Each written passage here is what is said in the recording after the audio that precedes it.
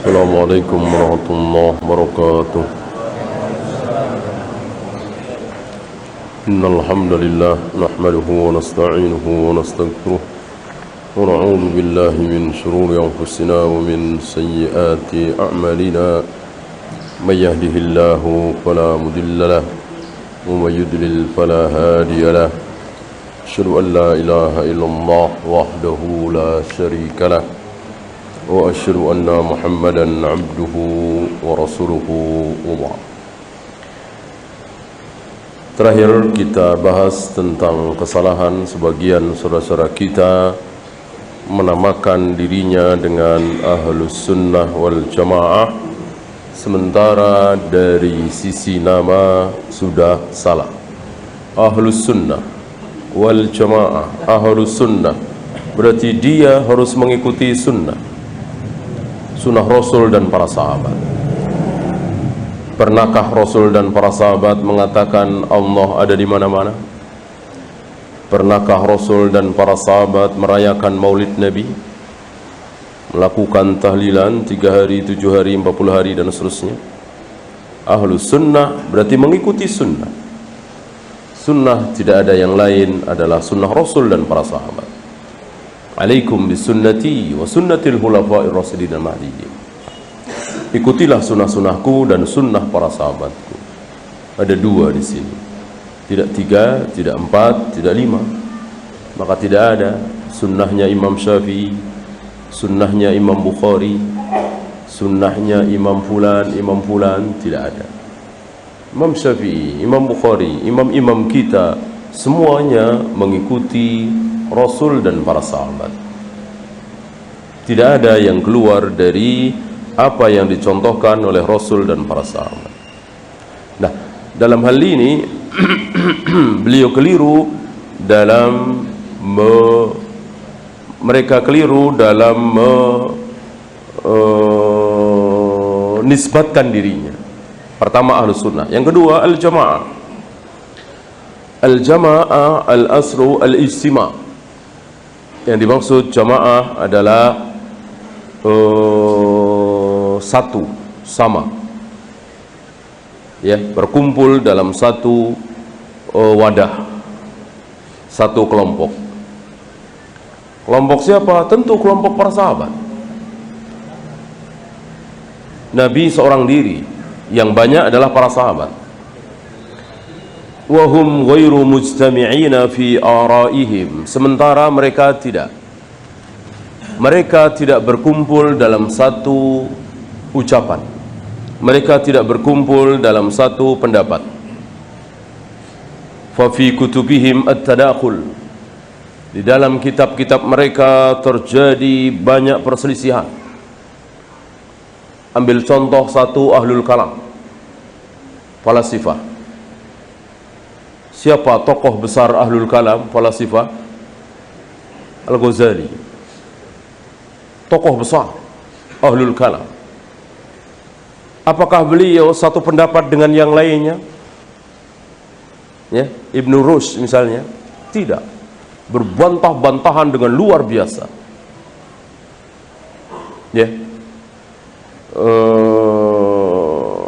saling menyalahkan, saling menyesatkan. Asy'ariyah, apakah Asy'ariyah berada dalam satu ucapan, satu ilmu, satu pendapat? Tidak. Sebagian mereka meyakini bahwa Allah mempunyai sifat sebanyak 20. Sebagian mengatakan 13. Sebagian lagi mengatakan 7. Lihat, inilah firqah-firqah. Bandingkan dengan Ahlus Sunnah wal Jamaah. Dari mulai yang pertama kali Abu Bakar, Umar, Utsman, Ali, sampai zaman kita sekarang ini, Syekh Albani, Syekh bin Baz, semuanya sama meyakini bahwa seluruh nama-nama Allah mengandung sifat. Berarti sifat Allah sebanyak namanya ditambah dengan sifat yang bukan nama. Kan berulang kali kita pelajari bahwa seluruh nama Allah adalah sifatnya, sedangkan sifat Allah belum tentu namanya. Ini kaidah, ini diyakini oleh seluruh Ahlus Sunnah wal Jamaah, dari masyrik sampai maghrib, tidak ada perbedaan. Ya. Mereka berbeda dalam masalah fikih mungkin, berbeda dalam masalah halal haram sedikit mungkin, tapi masalah akidah tidak ada perbedaan. Bandingkan Asy'ariyah, Jahmiyah, Jabariyah, Maturidiyah berselisih. Tidak mentang-mentang sesama Jahmiyah lalu mereka mengucapkan ucapan yang sama, beda. Beda. Ya.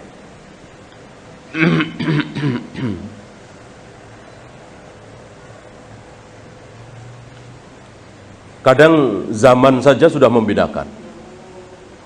Antum tahu, sekitar 700 tahun yang lalu, 800 tahun yang lalu, bagaimana orang-orang sufi kehidupan mereka. Orang-orang tarekat sufiyah 700 tahun yang lalu, 800 tahun yang lalu hidup miskin, penuh dengan kemiskinan. Bahkan mereka melihat orang kaya itu tercela. Sufi, bandingkan dengan sufi hari ini, kaya raya, sama-sama sufi, ya, hanya beda zaman. Dengan zaman yang berbeda, mereka berbeda dalam memandang sesuatu, melakukan sesuatu. Bandingkan dengan Ahlus Sunnah wal Jamaah, dari zaman Nabi dan para sahabat sampai hari ini tidak ada seorang ulama pun yang mengharamkan kaya. Tidak ada yang mengatakan bahwa haram kaya itu tercela. Tidak ada.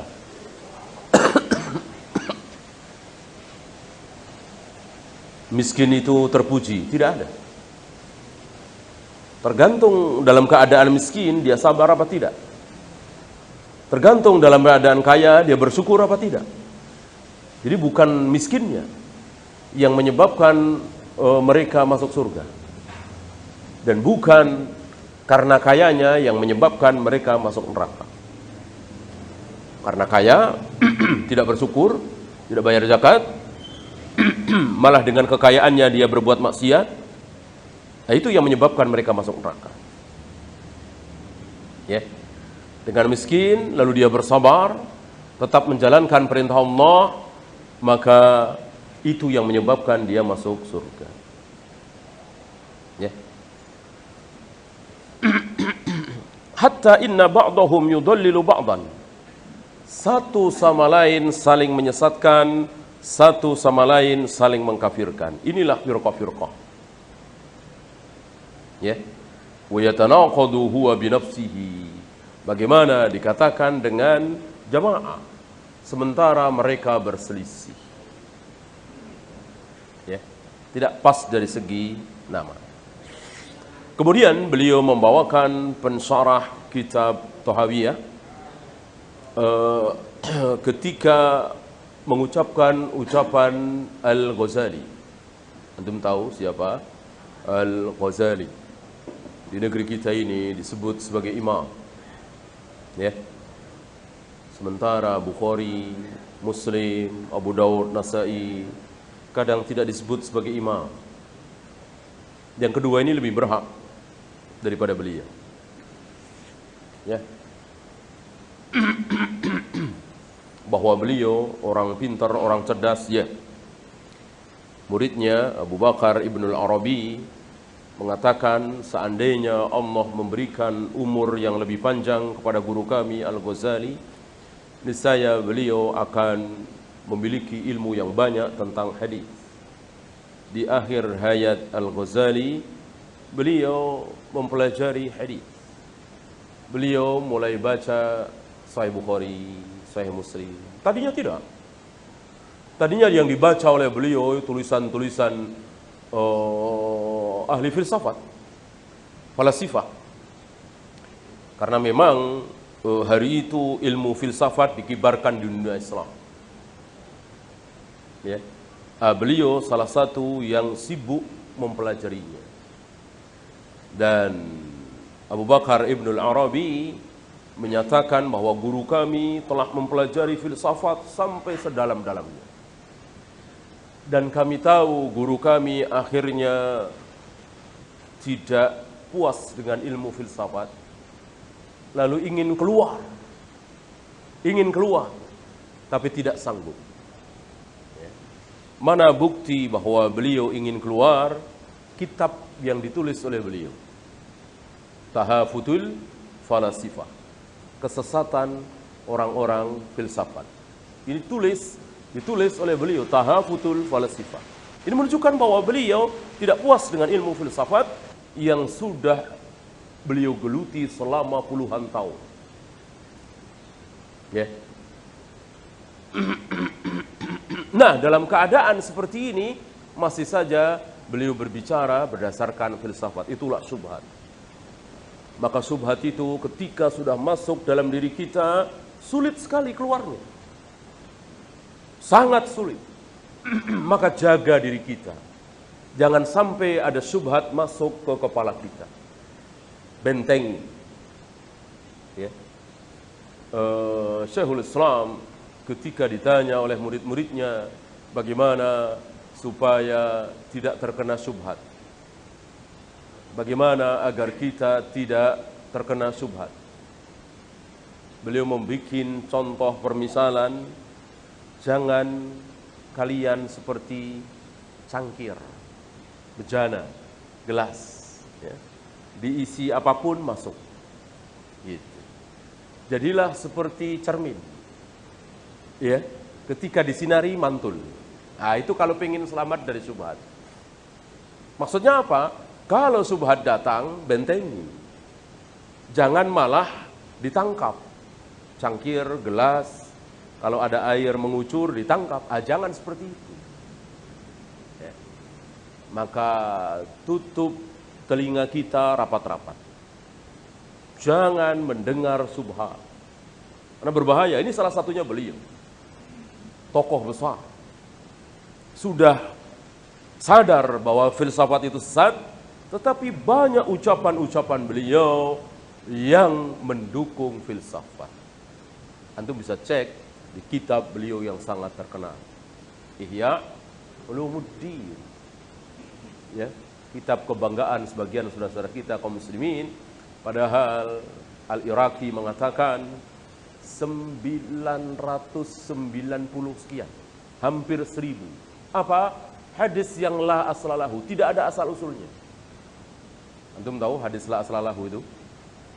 Di Bukhari nggak ada, di Muslim nggak ada, Nasai, Tirmidzi, Ibnu Majah, Abu Daud, Musnad Abdul Razak, Musnad Ahmad, tidak ada. Itu bukan ucapan orang sembarangan. Al-Iraqi, murid dari Syekhul Islam Al-Hafidh, hampir 1000 yang tidak ada asal usulnya. Jadi banyak sekali hadis-hadis di situ, nggak bisa dicek di mana, ini ada di mana. Kita hadis kan nggak banyak, nggak sampai ratusan kan, bisa dihitung. Sahih Bukhari, Sahih Muslim, Nasai, Tirmidzi, Ibnu Majah, Musnad Darimi, Sunan Darimi, Musnad Ahmad, Musnad Abdul Razak, nggak ada, semuanya nggak ada. Hampir 1000, belum yang dhaif, belum yang maudhu, palsu. La aslalahu bukan maudhu, la aslalahu bukan dhaif, nggak ada. Gitu. Kalau maudhu itu ada, tapi hadis ini palsu, kelihatan kepalsuannya karena di ini. La aslalahu beda lagi, nggak ada. Ya sama ketika ada orang hari ini bikin hadis, ya, dia pintar bahasa Arab, bikin hadis qala Rasulullah, la aslalahu itu bukan maudhu. Kalau maudhu ketahuan. Lihat Nasai, di dalam sanadnya itu ada orang yang pendusta, tertuduh dusta. Nah, itu maudhu. Kalau la aslalahu nggak ada. Lebih parah lagi. Ya. Nah itu. Ya. Antum bisa lihat di dalamnya, ya, penuh dengan filsafat. Salah satunya yang saya ingat ketika beliau membahas tentang tangisan. Kan tangisan, menangis karena Allah, menangis karena takut kepada Allah, itu disukai, mulia, banyak dalil, ya kan? Ainani la tamassuhuman nar, Ada dua pasang mata yang tidak akan tersentuh api neraka selama-lamanya. Salah satunya ainun bakat min khasyatillah, mata yang menangis karena takut kepada Allah. Maka menangis karena takut kepada Allah ini mempunyai keutamaan. Nah, lalu beliau mengatakan, apalagi ketika kita mendengar ayat Al-Quran yang berbicara tentang neraka, yang berbicara tentang kengerian hari akhir, lalu kita menangis, ini lebih baik. Ya. Bagaimana kalau bukan karena Al-Quran, ya, tapi karena ucapan seseorang atau syair yang melembutkan hati, itu bagus. Gitu. Bagaimana? Orang filsafat begitu kan, terus bikin permasalahan yang ujung-ujungnya sampai kepada pembahasan dengar Al-Quran tidak menangis. Kenapa? Karena udah sering. Alhamdulillah, apalagi alhamdulillahirabbil alamin arrahmanir rahim maliki yaumiddin iyyaka na'budu wa iyyaka. Kan udah tiap hari dengar, biasa, nggak nangis. Ya. Lalu kita mendengarkan syair dari seorang penyair, syairnya bagus, mengingatkan kita kepada surga neraka, lalu kita menangis. Nah, detik itu lebih bagus mana? Dengar syair tadi menangis, apa dengar Al-Fatihah? Beliau jawab, dengar syair. Subhanallah. Ya, ra'yu. Ya. Bagaimana mendengarkan syair bikinan seorang manusia yang bisa benar bisa salah dikatakan lebih baik daripada mendengarkan Al-Fatihah? Tentu ini menyalahi dalil, menyalahi hujjah. Tidak ada mendengar sesuatu yang lebih mulia dari mendengarkan firman-firman Allah. Ini firman Allah, ucapan Allah, mukjizat. Nah, itu salah satu. Ya, filsafat kan begitu. Nah, wa huwa mimman balagha dzirwata ilmil kalam. Beliau Al-Ghazali salah seorang yang mempelajari ilmu kalam sampai kepada zirwahnya, sampai kepada puncaknya. Ya, kalau sekarang mungkin sudah disebut sebagai profesor doktor, ya, dalam ilmu filsafat. Apa yang beliau ucapkan di akhir hayat beliau, dan ini dinukil oleh Ar-Razi, diikuti oleh Ar-Razi, sama Ar-Razi bertobat juga. Ya, walillahilham, ada beberapa ulama yang bertobat dari ilmu kalam, dari kesesatan, kembali kepada hadis. Nihayatu iqdamil uqul iqal, mengedepankan akal, ini dalam bentuk syair ya, terjemahnya tentu tidak bisa letterlock. Mengedepankan akal berakhir dengan apa? Terikat, diikat. Orang diikat kan nggak baik, ya kan? Gara-gara apa? Mengedepankan akal. Akal dikedepankan. Dalil belakangan. Beliau mengatakan setelah beliau berpuluh-puluh tahun mempelajari ilmu filsafat, ilmu kalam, akhirnya beliau mengucapkan ucapan ini. Mengedepankan akal berakhir dengan jeratan. Wa aktsaru sa'yil alimin dhalal. Dan kebanyakan yang dilakukan oleh orang-orang itu kesesatan belaka. Ngaku beliau di sini. Wa arwahuna fi wahsyatin min jusumina. Arwah-arwah kami, roh-roh kami buas di dalam jasad kami. Berbeda dengan roh seorang mukmin, tenang. Tenang, ini buas. Wahsyah. Wa ghayatu dunyana adza wa. Akhir dari dunia kami adalah sakit, menderita. Ya.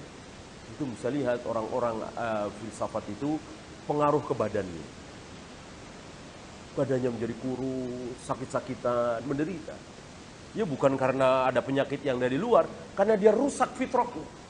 Antum bandingkan dengan siapa? Yang sehat, kuat, luar biasa, para nabi dan rasul. Para nabi dan rasul mempunyai fisik yang luar biasa. Tidak ada manusia yang fisiknya sehebat para nabi dan rasul. Kenapa? Terpengaruh oleh akidahnya. Karena di dalam dirinya itu sehat. Di dalam jiwanya itu sehat. Ya. Maka pepatah mana itu kebalik itu ya. Di dalam badan yang sehat, nah, kebalik. Berapa banyak badannya sehat-sehat, tapi sakit jiwa, tapi pembohong, tapi koruptor, pak pezina, padahal badannya sehat-sehat. Kebalik. Justru dengan akidah yang sahihah, dengan tauhid, dengan beriman kepada Allah, Allah akan memberikan kesehatan di badannya. Ada pengaruh dari dalam kemudian keluar. Gitu.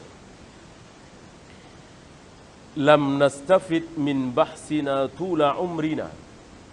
Kami habiskan seluruh umur kami. Untuk apa? An jama'na fihi qila wa qalu, untuk mengumpulkan katanya.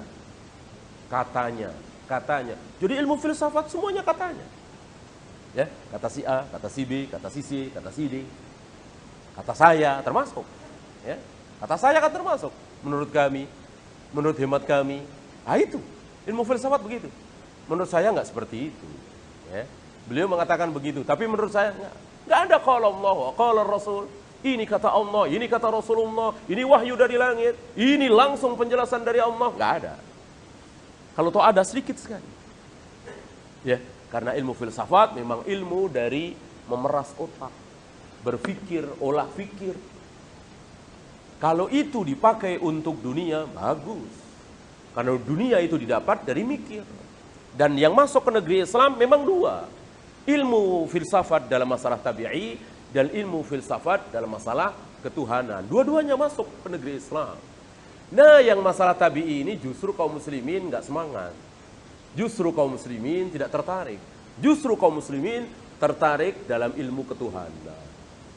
Jadilah ini rusak, jadilah ini musibah. Karena apa? Al-Quran dan Sunnah kemasukan filsafat. Itu musibah besar yang melanda negerinya kaum muslimin. Ya. Lalu beliau membandingkan. Setelah sadar bahwa ilmu filsafat tidak jauh dari katanya, menurut saya, menurut si fulan. Sementara ahlu sunnah wal jamaah sebaliknya. Semuanya dikembalikan kepada qala Allah wa qala Rasul, qala Allah wa qala Rasul. Ya. Kemudian ucapan Al-Ghazali ini dikomentari oleh Ar-Razi. Laqad ta'ammaltu turuq al-kalamiyah wal manahij al-falsafiyah. Kami melihat jalan yang ditempuh oleh orang-orang ahlul kalam, manhaj yang ditempuh oleh orang-orang filsafat. Fama ra'aituha tasfi 'alilan wa la tarwi ghalilan. Tidak bisa menghilangkan dahaga. Tidak bisa menghilangkan rasa lapar. Artinya enggak puas. Tidak memuaskan. Wa wajadtu aqrabat turuq tariqatal Qur'an. Ini berbeda yang aku dapati di dalam Al-Qur'an. Al-Qur'an puas. Datang Ar-Rahmanu 'alal 'arsy istawa. Bahwa Allah yang Maha Rahman bersemayam di ars. Selesai. Yang orang kata Allah gimana enggak selesai? Di mana Allah berada? Di ars. Kata siapa? Kata Allah. Ini yang beliau maksud. Membaca Al-Quran, membaca sunnah, selesai. Berbeda dengan ilmu filsafat, enggak ada selesai. Nanti begini, nanti begini. Ya. Ilaihi yas'adul kalimut tayyib. Kepada Allah naik. Apa yang naik kepada Allah? Al-kalimut tayyib. Kalimat-kalimat yang baik, perbuatan yang baik naik. Berarti di mana Allah berada? Ya di atas. Begitulah ayat-ayat Al-Quran. Begitulah hadis-hadis Nabi sama semua. Filsafat tidak. Halaman sekian begini, halaman sekian beda lagi. Ini yang dimaksud oleh beliau. Haus kami tidak terobati. Lapar kami tidak hilang, enggak puas. Nah, setelah mempelajari manhaj salaf ahlu sunnah wal jamaah, selesai. Terjawab sudah. Ya. Lihat dari ucapan para sahabat, ucapan para nabi dan rasul. Ucapan salah satu yang ringan saja, ucapan Zainab binti Jahsy. Ya. Salah satu istri Nabi SAW yang menikah dengan Nabi dinikahkan oleh Allah langsung. Jelas ayatnya ya kan? Walamma qada Zaidun watara. Ketika Zaid telah menunaikan hajatnya, sudah mentalak Zainab, aku nikahkan engkau dengan Zainab. Siapa yang bilang? Aku nikahkan engkau dengan Fulanah binti Fulan. Yang ngomong seperti ini siapa biasanya? Wali. Ini Allah ngomong seperti itu. Aku nikahkan engkau dengan Zainab, aku nikahkan engkau dengan dia. Ya, berarti Allah jadi wali. Pernikahan Nabi dengan Zainab. Di kemudian hari, ketika istri-istri Nabi saling membanggakan diri mereka masing-masing, Zainab membanggakan dengan ini. Yang menikahkan kalian dengan Nabi adalah wali-wali kalian. Tapi yang menikahkan aku dengan Nabi adalah zat yang berada di arsy. Dari atas arsy-Nya Allah menikahkan aku dengan Nabi. Lihat. Ini perkataan seorang Zainab. Ini bukan Abu Bakar, bukan Umar, bukan Utsman, bukan Ali, bukan Zubair. Ya, seorang Zainab faham bahwa Allah bersemayam di arsy.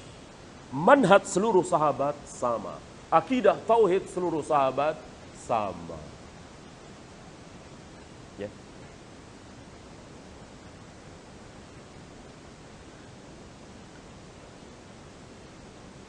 Banyak ayat-ayat yang beliau bawakan. Laisa kamitslihi syai'.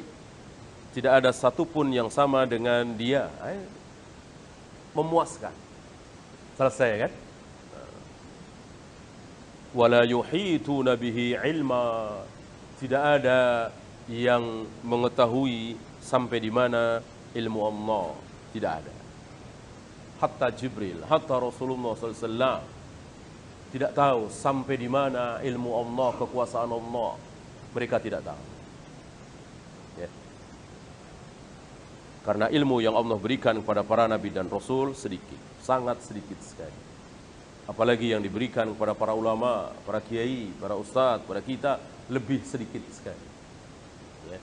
Wa ma utitum minal ilmi illa qalila. Kalian tidak diberi ilmu kecuali sedikit sekali. Kalian di sini termasuk siapa? Para nabi dan rasul. Sedikit. Ya. Kita terkagum-kagum dengan ilmu yang dimiliki oleh Syekh Albani. Kita terkagum-kagum dengan ilmu yang dimiliki oleh Al-Imam Syafi'i. Ya. Membikin kagum. Syekhul Islam Ibn Taimiyah menulis tanpa marojik di penjara 1000 judul kitab. Ya. Bagaimana Rasulullah, bagaimana para nabi dan rasul. Itu kata Allah sedikit. Sedikit dibanding ilmu Allah. Maka ketika Nabi Musa dan Khadir sedang berada di perahu kapal, melihat seekor burung yang menempelkan paruhnya ke air laut. Ya, lalu terbang. Khadir mengatakan kepada Musa, air yang menempel di paruh burung, itulah ilmu yang Allah berikan kepada seluruh manusia. Sedangkan air yang ada di samudra luas itu, ilmu yang Allah sembunyikan. Sedikit sekali. Ya. Apalagi kita. Ya. Maka tidak boleh kita merasa punya banyak ilmu, tidak boleh. Ya. Dan orang semakin belajar, semakin merasa sedikit sekali ilmu. Ada 3 tahapan. Ada 3 tahapan mencari ilmu. Yang pertama, tahapan awal. Ya. Ketika dia belajar, apa perasaan dia? Enggak ada orang yang tahu seperti saya. Tahapan awal begitu. Ya. Begitu belajar silat, begini tuh. Kayaknya dia doang yang bisa silat. Gitu ya. Itu tahapan awal. Biasa orang baru belajar begitu. Ya, baru belajar bahasa Arab, fi'il madhi, fi'il mudhari. Kayaknya dia doang yang tahu bahasa Arab, gitu ya. Baru belajar, mungkin seminggu 2 minggu. Terus dengan berjalannya waktu dia terus belajar, akhirnya dia objektif. Ya. Ini saya tahu, kalau ini saya enggak, ini tidak seperti tahap awal, ya. Terus dia belajar terus sampai kepada puncaknya. Sebagaimana yang dialami oleh Imam Syafi'i, Imam Bukhari, Syekh bin Baz, Utsaimin, Sya'lbani. Apa dia bilang? Apa mereka bilang? Merasa bodoh. Merasa bodoh. Dan itu karunia dari Allah, nikmat dari Allah. Setelah merasa bodoh, makin belajar, baru tahu saya merasa bodoh. Baca lagi, baru tahu merasa bodoh. Ya.